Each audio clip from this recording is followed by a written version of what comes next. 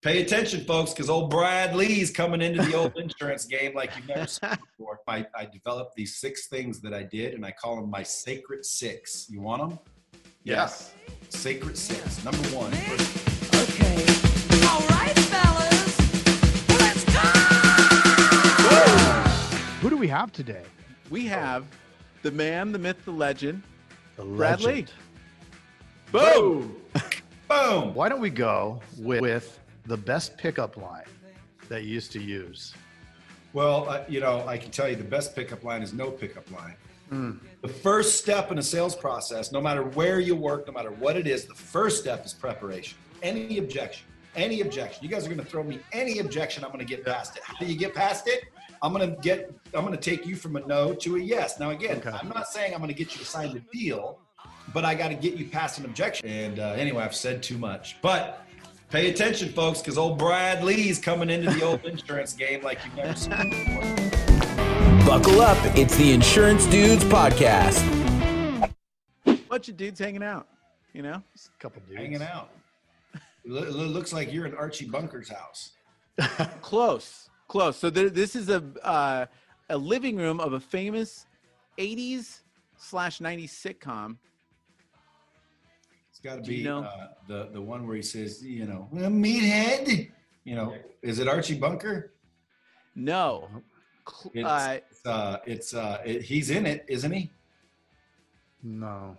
I don't think so. It does look a lot like that living room, so I could see that. Yeah. Who is it? She was a very she sang the national anthem. Roseanne? Yes. Now that I see it, I knew Roseanne, but I didn't really recognize those stairs. I think that's what threw me. I thought it was totally Archie Bunker. Yeah. Well, that's a good second. I'm right in front of the blanket. The blanket always gave it away for me. They always had that horrible throw. I'll tell you, I was probably 4, so I wasn't really paying attention then. Yeah. Love it. That'll do it. So we asked you a few wonky questions in your the invite. So why don't we go with the best pickup line that you used to use? Well, I can tell you the best pickup line is no pickup line. That's after years of perfecting the pickup.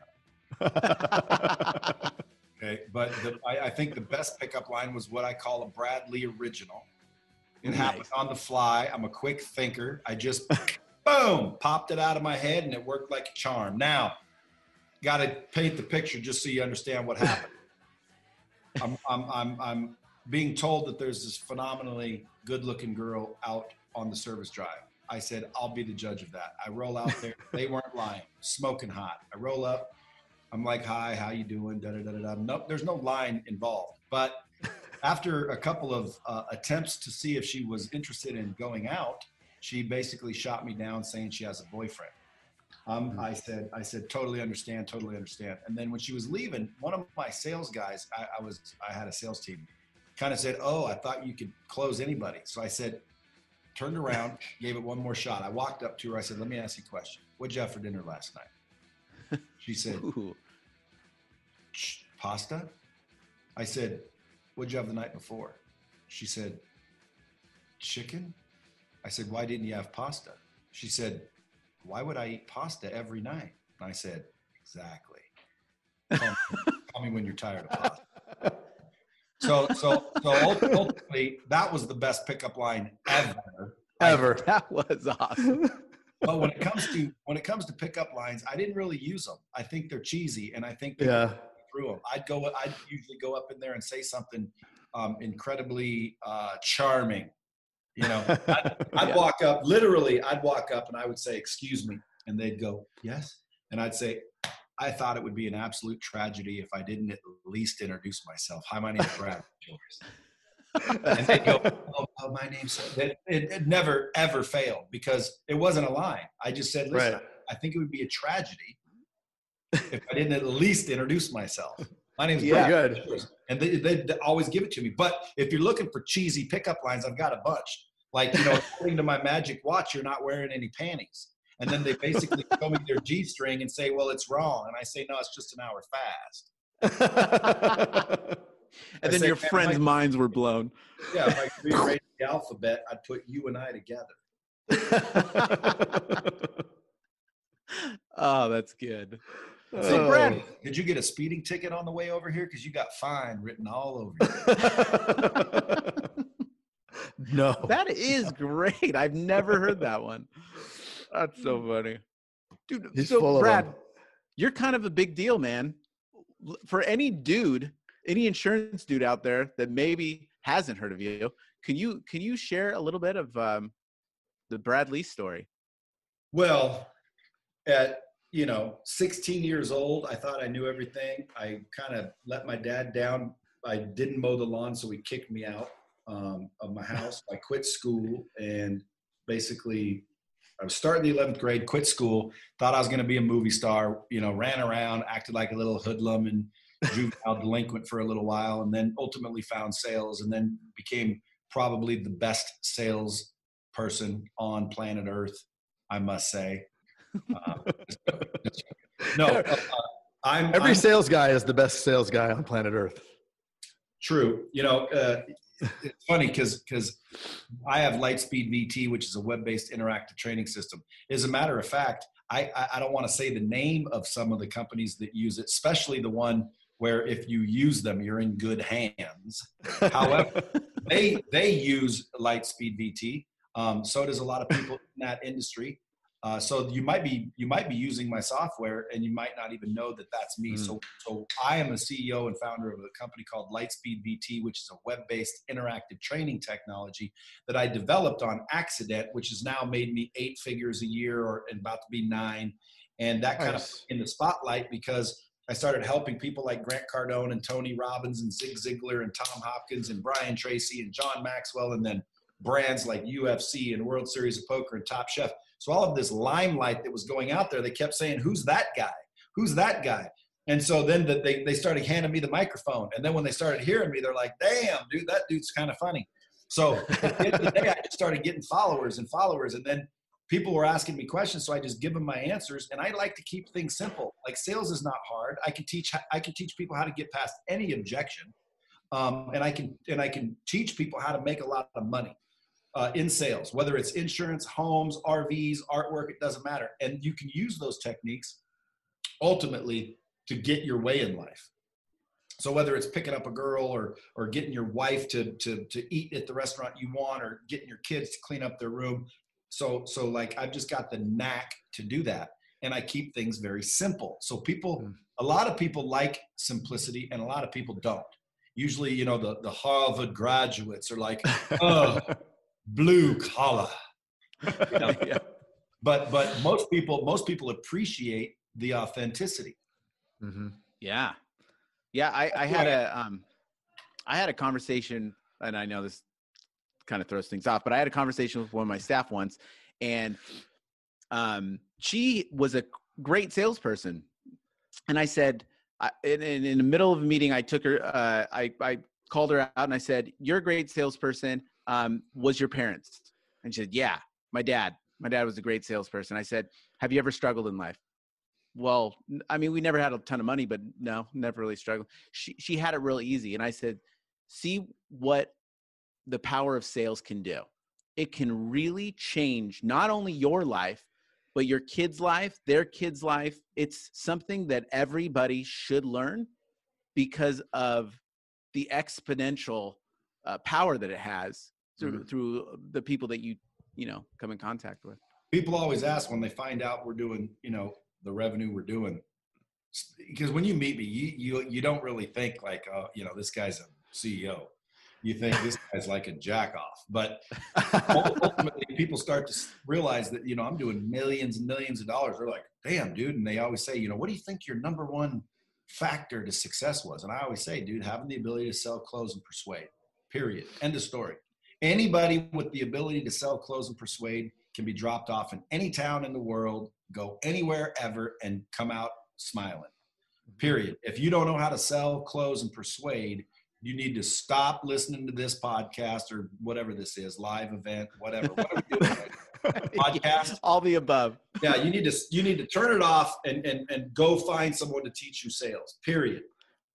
Or keep listening, because you guys are like sales gurus, aren't you? Yeah. Sure. We're on the road to, that's All right, why let me we're ask you a trying to question. interview people. In the sales, I'm going to quiz you guys on your own. Sure.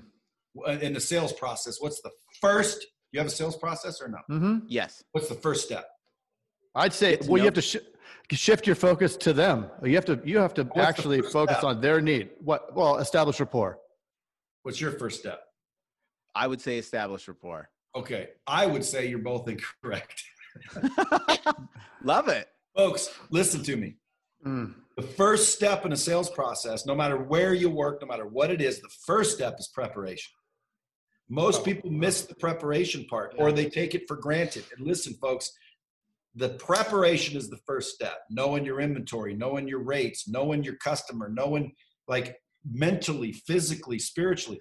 One time I did an event over here with like 10,000 people. It was Grant Cardone's 10X event. And I walked out on stage, and everybody still remembers 2 years later what I said. And all I said is brush your teeth. Why? Well, because, dude, that's preparation. Brushing your teeth. Can you imagine having to tell a salesperson to brush their teeth? That's awesome. Have you ever talked to anybody? Have you ever talked to anybody where you could not even focus on what they're saying because their breath smells like they just ate a shit sandwich? Yeah. The dragon in front of you. Okay, so dude, done. That person was taught that establishing rapport was the first step.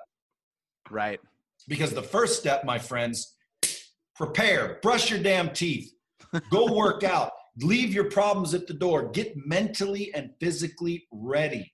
Walk your inventory, understand your product, understand your programs. Don't meet anybody and establish any rapport until you've done that. Now you're ready to establish rapport, which I call meet and greet. And the rest of our process will probably look similar. But I start to, realize that people don't understand that sales is really just a series of moves. Like for example, MMA, right? If you're watching MMA, you hear the ring announcers and, they're like, you hear Joe Rogan talking about, he better lift up that hip or he's going to get in a double whammy.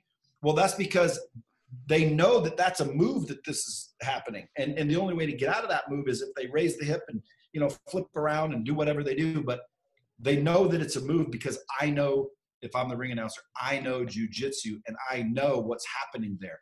Most people don't understand. In a sales scenario, that's the same thing.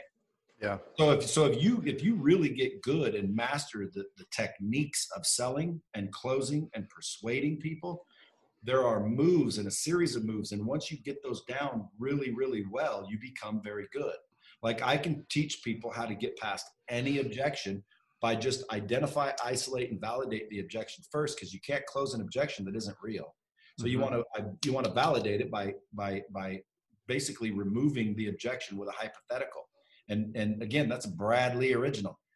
I teach people that and they come back, they're like, oh my God, it works. So like, give me any objection. You got to talk to the wife. But first, and by the way, that's a good one because we hear it all the time. Right. But first, let me set this up. An objection, according to me, is any time the customer won't move forward or they're not, continuing the process. So let's just call it a no. And in order to get past the objection, I need to make you say yes, right? You went from a no to a yes. So to get past an objection, you have to get them from a no to a yes. Agree? Agree. For sure. Okay, now this is one step in the process. It's not the only thing. But go ahead, give me any. But Brad, I also think that this, before we jump into it, like this part, it's like everything leading up to this, a lot of salespeople have the natural ability to do, right? Maybe not brush their teeth, but like establishing rapport. They're good at talking to people. There's a lot of techniques that they can learn, but for the most part, a lot of salespeople can talk, right? That's what got them to where they are. And you get to, and then you uncover their need. You ask the right questions. You get to that point where you're asked the closing statement, whatever it is. And now the objections come. With my team, I have 8 sales guys out here, and I'll say, look, the strategy, like the real strategy, begins once you've asked for the close. A lot of like loser salespeople that's when they fold, when they get the no, right? And this is like, hey, if you don't have your ducks in a row at this point, then you're in trouble. because you're gonna just do what they say. You're gonna give control back to them. Dude, if you got into the ring with a UFC champion, you think you're going to get your ass kicked? Yes.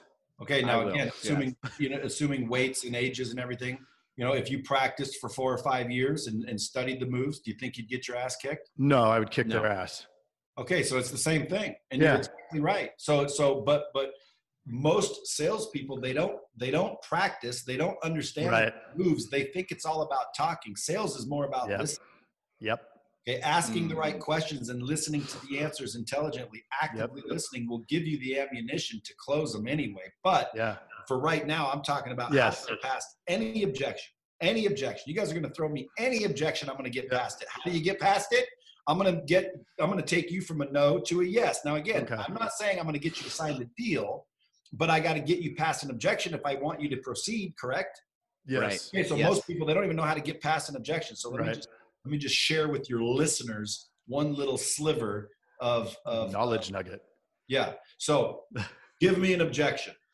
Okay, Brad, it looks pretty good, but I don't make any decisions without my wife. So I have to go talk to her, and I wouldn't really say this in real life. Just to makes perfect sense. So as a kick-ass closer, I'm going to come to you and I'm going to have to now identify, isolate, and validate that objection. Why? Well, because if it's not real, I can't close it and you're wasting your time. So first step, identify, isolate, validate that objection. So how do I do it? You simply remove the objection with a hypothetical. Watch. You got to get your wife? Makes perfect sense. If your wife was here and she told you to pull the trigger, would you move forward? Likely. What would be stopping you? Right. And by the way, this is normally what you hear. Why? Because that is not the real objection, my friends. Yes. You are now seeing why this move is so efficient. Because most people will be like, well, I need to, that's because that's just what they told you. That's not the real shit. So the real shit, that's why it's step one, identify, isolate, validate. So I'm going to do that by removing it. I love it. Hypothetical. And dude, hypothetically, you can remove any objection. Yeah. Right. So someone comes to me, they say, I got four minutes before I got to be in court. Well, if the court case wasn't in 4 minutes, would you stay and buy this product? Yes. Okay. I just went from a no to a yes. But again, that's just one step. So your wife isn't here. And then you said likely. So what do? I'm getting another no. Likely is still a no. So there's a new objection. I have to find it. I have to identify, validate.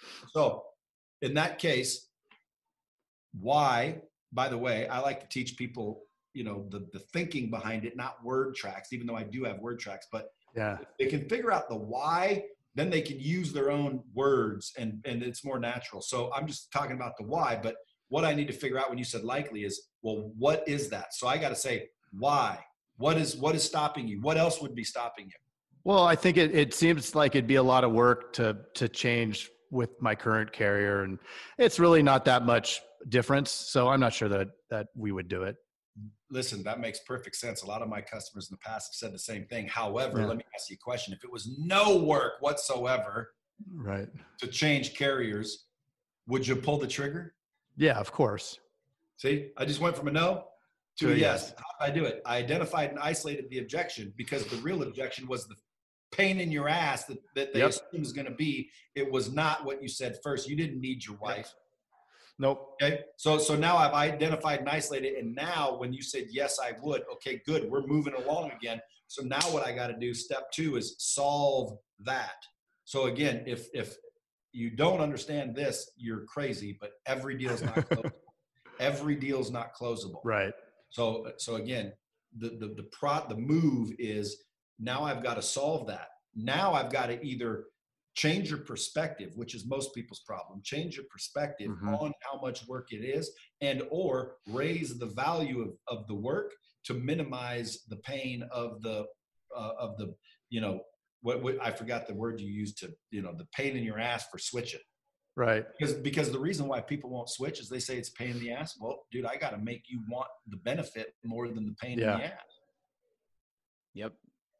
And Tony Robbins will say, your people are far faster to move to avoid pain than to seek pleasure. Right. So It's the same thing. So you have to create pain with what they have, move the pain over there. Right now, the pain is on the switching, right? So how do you change the pain? Or they don't value it. It's like, dude, Right. you know, I pay $350 a month and you want me to go through all this pain. Well, no, I'm talking about your business. Okay, we're paying, you know, $40,000 a month for my insurance for employees, and you want me to switch it, and man, it's going to be a headache. And Right. well, you obviously failed to do your job, because if I value paying more rather than switching, if I value that, there's no transaction. The transaction happens when the value of your product or service exceeds the value they have for their money. Yeah. And a lot of times these salespeople, they make assumptions. They're just making assumptions. They're not listening. Like when I train salespeople, I'll say, hey, who's this best salesperson here? They'll be like, you know, and what's funny is they'll always say, you know, Bobby or, you know, Sue or whoever. And I'm thinking, man, you got no self-esteem whatsoever. So I'll say, okay, Bobby, come on up here. And Bobby comes up here and I'll say, hey, sell me this chair. And Bobby will be like, man, this chair is the best chair on earth. It's made with the finest in leather. The way they construct the underneath, the interior of this chair will make it last forever. This chair will never break down. You know, this is one of the best chairs in the world. And then I say, okay, good. Now, watch. The court ordered me to buy my wife, or my soon-to-be ex-wife, a new chair to replace the chair. That's court order. I have to buy my ex-wife, who I'm not happy with. We're being divorced. And by the way, this is all a story. I'm happy. You never know what gets edited. So you just unsold me this chair, basically. Yeah. And you unsold me the chair because you told me how great and comfortable and long-lasting and valuable it is. And I'm looking for a piece of shit that's as uncomfortable as it can be for as cheap as I can pay. Yeah. But you didn't ask any questions. Bobby didn't ask me any questions. Who's the chair for? Why are you looking for a chair? Do you have a chair now? What's the problem with the chair? What are you looking for in your next chair? See, that's what I mean. Like, sales isn't about talking. It's about listening and asking the right questions, because Bobby, if he would have asked, I would have told him all of the information he could have used to sell me the exact same chair. But he wouldn't have said all that. He would have said something completely different about the chair. Like, you know what? The construction in this chair is fairly good, but I can tell you right now, uncomfortable as hell because of the quality of wood they put in this thing. Uncomfortable. Now I'm like, okay, I'm liking that. So that's my point, is like a lot of times salespeople aren't listening. And mainly, look, like I'm about to kick the doors in, by the way, to the whole insurance world, just FYI. We got to keep it down low. So if you haven't heard of me yet, you will soon. And it's going to be all about training, pretty much, and leads, of course. Like with leads and training, what else do you need? Just salespeople, just butts in the seats. Right. So I got a new thing coming out that's gonna be basically leads, people that want insurance, and training, so you know how to go close those leads, and it'll be bundled. And anyway, I've said too much, but pay attention, folks, because old Brad Lee's coming into the old insurance game like you've never seen before. Dude, is somebody waving over there? Is somebody over there going, no, don't say that? I was on a podcast earlier, and I had somebody in the beginning of the podcast say, this person's never been in real estate. Why are we listening? Folks, open your minds, pay attention. I can give you some information that'll change your life regardless of what you sell. Why? Because again, if you think about it, let's stop acting like things are difficult. Have you ever heard life is hard? Dude, life isn't hard. Life is not hard. Life is not difficult. Sales is not difficult. Success is not difficult. Making millions is not difficult. Everyone will tell you, oh, bullshit, life's hard. It's not hard. Like, we are born instinctually seeking survival. Our heart pumps all by itself. What are you going to freaking act like living is hard? Living is not difficult. You're making it difficult because you're everyone's telling you life is hard. Life is easy. It's all perspective. Like, I'll give you an example. If I just gave you both $1 million, cash, no strings attached, taxes are paid, how would you feel?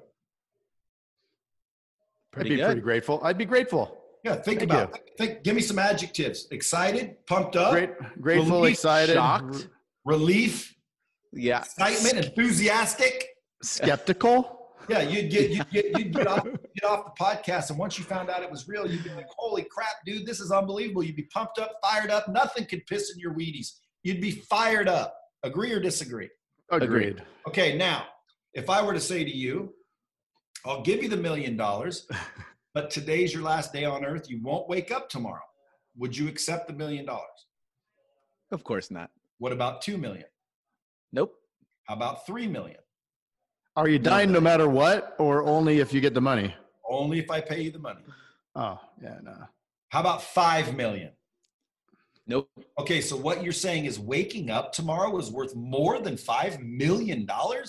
Yes. Yep. Well, then how come when you wake up, you don't have the same enthusiasm as receiving $1 million? Boom. Boom. That's perspective. Truth. That's all. Yeah. Is you shift your perspective. People don't understand you're responsible for everything. You control everything. If you're having a bad day, you're choosing to have a bad day. Yes. People, oh, I can't control everything. You can control everything. Somebody said in the comment, I can't control if someone comes up and punches me in the mouth. I said, no, you're correct. However, can you control how you react to that? All day. Yes, you now, can. Okay, so I would like to everything because you control the reaction. Yeah. Truth. I would like to, so, I 100% agree with you, but I'm just going to go on the skeptics. The person that's listening to this is like, yeah, Brad Lea, he's got millions and all these businesses. Of course he has that perspective, but no, that's why I have it. There you go. Yeah, that's why I have it. I was on a podcast one time. Somebody said, Brad, tell me, how did it feel to hit rock bottom? And I'm thinking, and I'm like, I'm trying to think. And I go, I've never really hit rock bottom. And they're like, what do you mean? Earlier, you said you were homeless in California, sleeping on the beach. And I said, well, yeah, but it was the beach. In California. Yeah, like are you trying to tell me that sleeping on the beach is rock bottom? Yeah. Like, there's freaking minds, people. There's some shittier places. Dude, that's not rock bottom to me. Like I don't think I've ever struggled. Now again, I can make it look that way. Oh, I dropped out of high school at 11th grade. My dad kicked me out of my house. I had no money. I had no leadership. I had no guidance. It was so difficult. Shit, I was pumped up, dude. You kidding me? Get out of your house. Thank you very much. I'm out. No parental supervision, man. I'm pumped up. I'm like, yes. Everyone else will be like, oh, poor kid. He got kicked out of it. Oh, no, that's perspective. That's just perspective, folks. The victim doesn't get anywhere. The victim doesn't get anywhere, The COVID. I kept hearing everybody, oh, we were not allowed out of our house. No, it's perspective, folks. I got to spend time with my kids. I got to save gas. I got to keep miles off the Ferrari. Okay. There was all kinds of shit I was able to do. I'm excited. We get to stay home. Now we got to stay home. Okay. It's perspective. Most people's perspective is wrong. They've got to fix it. And how I normally get them to fix it is I give them what's called the $1 million morning. Wake up as if you received a gift worth more than $1 million every morning, because you do. So as soon as you wake up, what I had to do for a while, because I had to train myself to do this, I put a sign up on my wall that said, you get another day, bitch. Congratulations. So when I'd wake up in the morning, I'd be like, oh, and then I'd look, and then you know what? And so I trained myself to wake up with this enthusiasm. Now when I open my eyes, dude, I'm out of bed like, holy shit, dude, I get another day. So now what do I need to do? Well, I need to focus on 4 key areas. Number 1, my health. Because guess what, dude? You'll give all your money away if your health starts to depreciate. Yeah, trust me, you will. You'll be like, dude, take all my money. Just take it. Who cares? Let me. Yeah. So focus on your health. At least 15 minutes. Better an hour, but at least 15 minutes. Get your blood pumping. Eat something nutritious at least once. Okay. Focus on your health. Focus on your relationships, because relationships are the new currency. It's the new economy. I'm telling you, all the multi-million-dollar deals I've ever done is based on a relationship. Relationships are the new economy. So focus on relationships by just texting 5 people, video, email, text, phone call. Tell them you love them. Tell them you miss them. Tell them you appreciate them. Tell them you're thinking of them. Tell them they did a great job. Whatever. Positive. 5 people every day. Okay. Focus on your money. What can you do today to drive revenue? Today. What can you do today to drive revenue? Do it before you, this is the morning. This is before you do anything. Okay. And then focus 15 minutes minimum on your mind. Why? Well, because a lot of times people, you know, they want more out of life. They want different than what they have. So I say, listen, if you want to change what you're getting, you got to change what you're doing. If you want to change what you're doing, you have to change what you believe. If you want to change what you believe, you have to have new information. Have you ever changed your guys' mind about anything? Why did you change your mind? Yeah, because I was focused on it. I was focused on something. You changed your mind because you got new information. Truth. You will not change your mind until you get new information. Hey, I used to think you guys were both funny as hell until I met you. Well, you got new information. Yeah, I got new information. Damn, they're not funny. You know, at the end of the day, we change our mind because we get new information. So True. Ultimately, what we want to do is we want to get more. Okay, so we have to change what we're doing to change what we're getting. Right? That again, this isn't rocket science. Just people don't keep it simple. If I want to change what I'm getting, I got to change what I'm doing. If I want to change what I'm doing, I have to change what I believe, because what I do and how I behave is based on what I believe. So how do I change what I believe? Well, I need new information. So every day, 15 minutes, seek new information. Pick up a book, join a class, listen to a podcast. It doesn't matter. Just seek new information every single day. So the $1 million morning is waking up so grateful that your perspective shifts. You don't got to go to work. You get to go to work. Mm-hmm. Then focus on your health, your relationships, your money, and your mind before you leave the house. And I'm telling you right now, if you do that for 60 to 90 days, dude, your whole freaking attitude and life will improve. End of story. It will. It's like, well, not for me. No, if you do what I'm telling you to do, it will for you too. Yeah, but I only have an arm and a leg. I don't give a shit. It works for everybody, folks. It's called the $1 million morning. And if you do it every morning, I guarantee you eventually you'll more than likely wake up with $1 million. Love that. Yeah, especially right now. I mean, with there's a lot of perspectives out there. Yeah, well, perspective is the key, really. I mean, if you really boil it down to like the stupidest, most simplest of all, it's a choice. Okay, yep. The choices you make determine the road you take. If I look at somebody and they're struggling and they've got problems and they're getting divorced and they're going to jail and their car's a piece of shit and they aren't making any money, dude, their choices suck. They are bad choice makers. Right. If I look at somebody and they're living in a beautiful home with beautiful kids and beautiful wife and beautiful life, they make good choices. How do I know? Well, because dude, you can see the quality of their choice by the quality of their life. It is that simple. That is unreal. Yeah, people end up in prison. They're like, why me? Then they start blaming other people. Listen, here's why because you made a bad choice. No. I didn't. It wasn't my fault. Oh, yes, it was your fault. Trace it back. Okay. The guy gets, and by the way, this is a great guy. Beautiful wife, beautiful life. Everything's going well. Okay. Gets a call on the way home. Hey, Jim, stop by, have a cocktail real quick, maybe shoot some pool. Yeah, why not? Why not? I've worked hard. I've made some good choices in life. Life's going pretty good. I'm going to stop by, have a little cocktail. Okay. I stop by, have a good time, good chat, kick his ass, win $20. You know what? Let's play one more game. Let's have one more cocktail. Okay. Let's have another cocktail. Call the wife, say I'm going to be a little bit late. She says, fine, no problem. It's a beautiful wife, beautiful life. Order one more cocktail.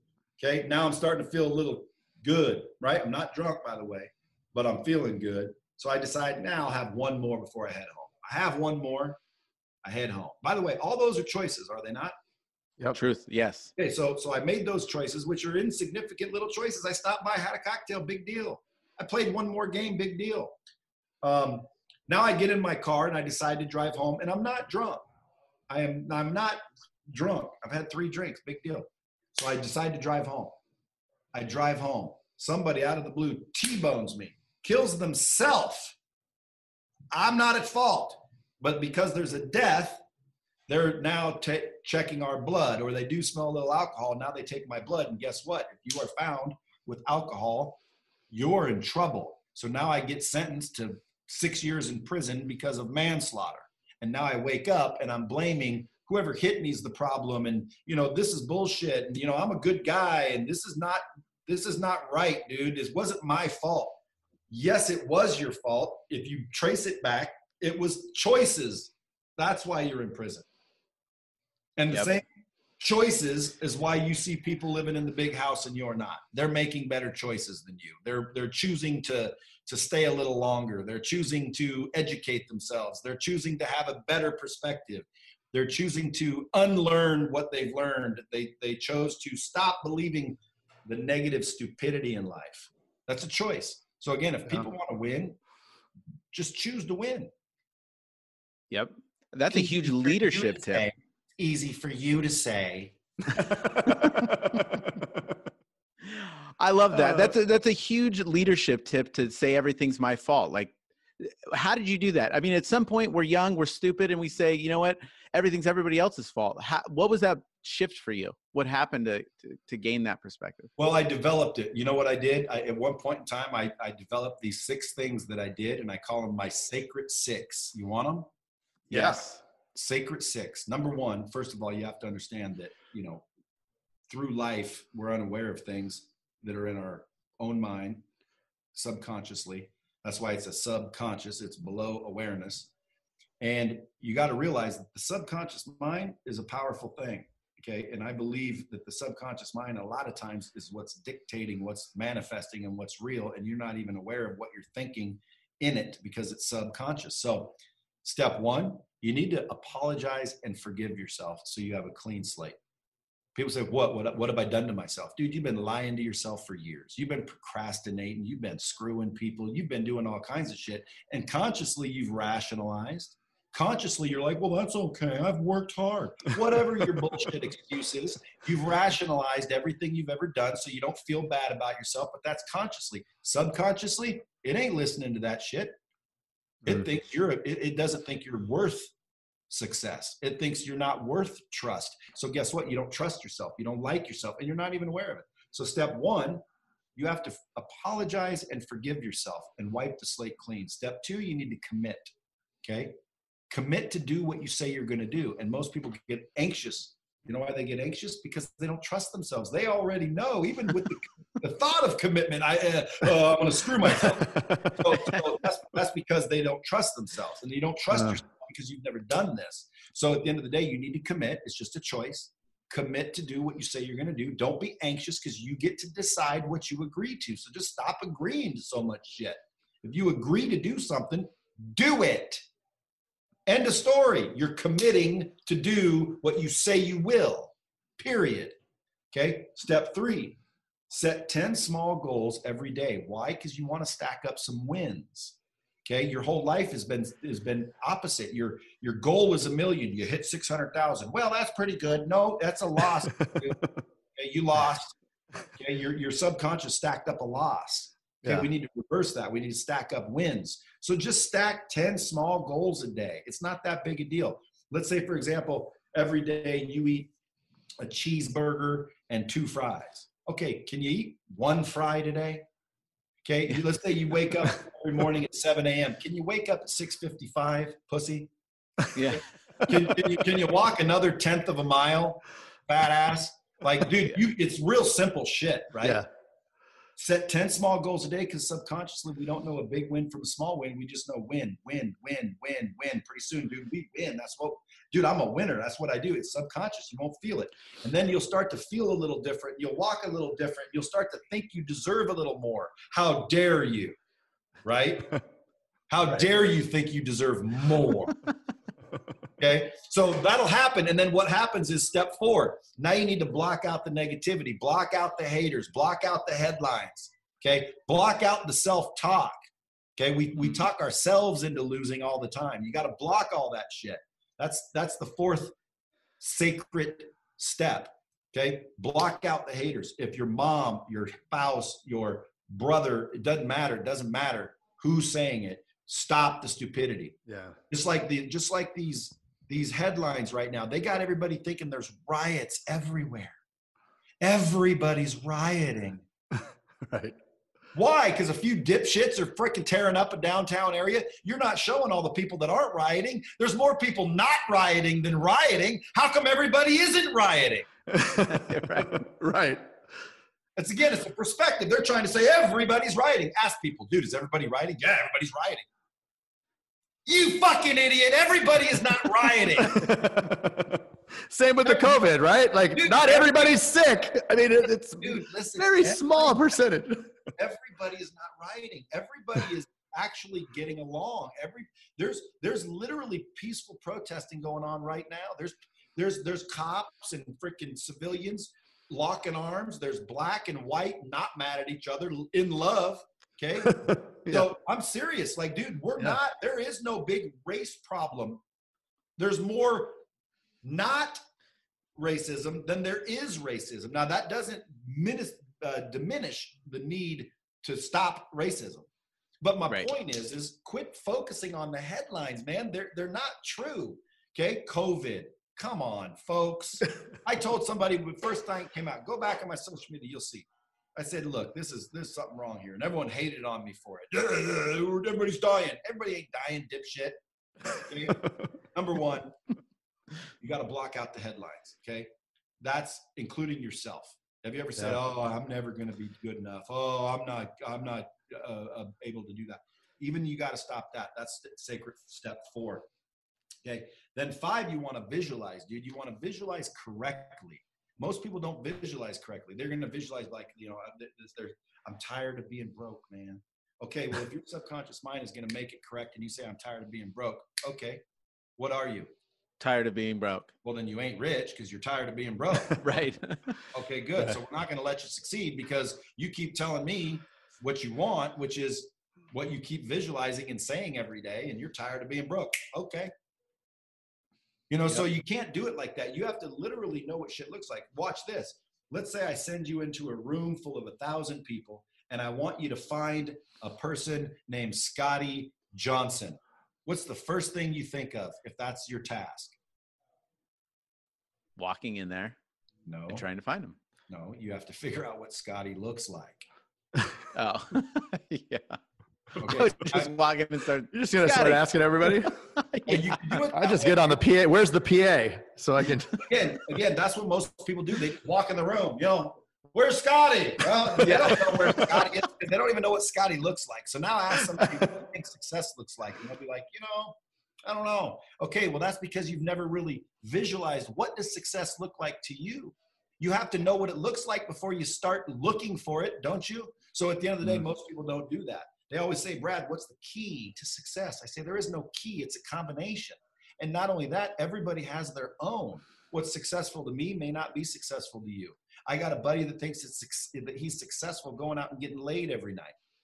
I don't think that's successful. I think that's dangerous. So at the end of the day, we have 2 different ideas of success. If you try to build your success upon everybody else's opinion, you're going to get there and you're going to go, oh, I still feel empty. I guess they're correct. Money doesn't buy happiness.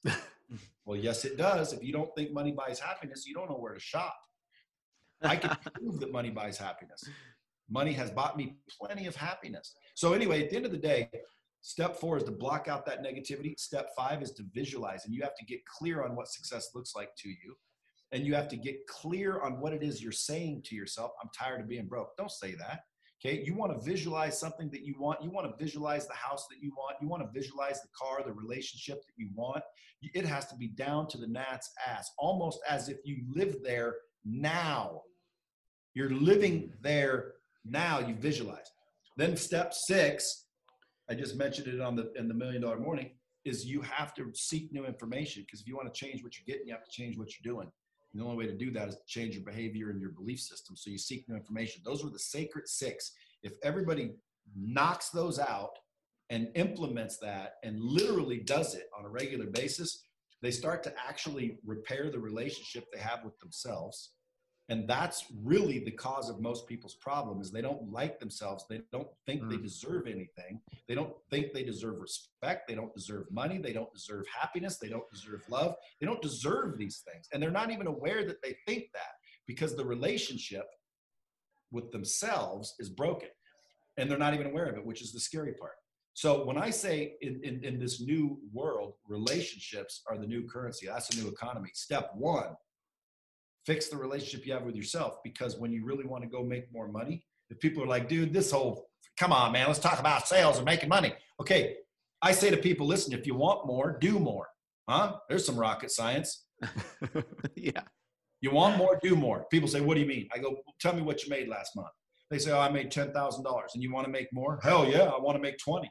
Okay, tell me what you did. What do you mean? Well, how many people did you talk to? I don't know. I talked about 400 people. I don't know. It's like, you don't know? If you're not counting how many people you talk to, you're an idiot, okay? Count how many people you're talking to so you can start to get some optics. So at the end of the day, how many people did you talk to? Okay, I talked to 1,000 people. And you made $10,000? Yes. I'll bet you anything, talk to 2,000 and you'll make double. And they're like, whoa, come on. I didn't say it was difficult, bitch. And then all of a sudden they're like, okay, well, what happens when I don't have any more time? And then I say again, dude, you got to shift your perspective. First of all, how many times have we heard we all have 24 hours in a day? Dude, that's not true, man. I personally have 824 hours. I do. Because I have 100 employees that give me 8 hours each, plus my 24. So I have 824 hours each day. And if I want more time in the day, I just hire more people. Most people won't do that. You know what they say? I can't afford to hire anybody. You can't afford to hire anybody because you haven't hired anybody, dumbass. So at the end of the day, what do we have to do? We have to do more, get better, and scale. So if we want more, do more, get better, and scale. So now watch. Just you guys, whoever's listening to this, you got to pay attention. Don't sit there and doubt so much. Just listen. Okay? If you talk To be continued. Dun, dun, dun.